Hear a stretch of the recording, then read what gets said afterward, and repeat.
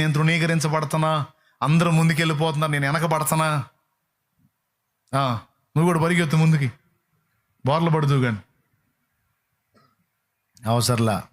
ఎవడు ఎంత ముందైనా బాగున్నాయి, ఎంత హడావుడన్నా కానీ, వాడు 7 అడుగులు ఉన్నాయి, 8 అడుగులు ఉన్నాయి, అందరికంటే ముందు తీసుకెళ్ళి నిన్ను నిలబెడతాడు ఆయన.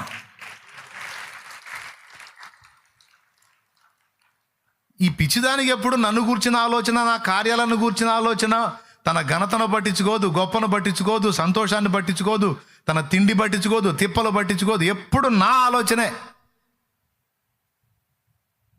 ఈమెని ఇంతగా నన్ను ప్రేమించి నా గురించి ఆలోచిస్తున్నప్పుడు నేను కాకపోతే ఈ బిడ్డను ఎవరు పట్టించుకుంటారు, నేను కాకపోతే ఈ బిడ్డ గురించి ఎవరు ఆలోచిస్తారని ఆ దేవుడు నీ గురించి ఆలోచించడం మొదలుపెట్టిన నాడు ఇక నీ చరిత్ర మామూలుగా ఉంటుందా? ఆయన వదిలేస్తాడా? ఏ విధంగా నీవు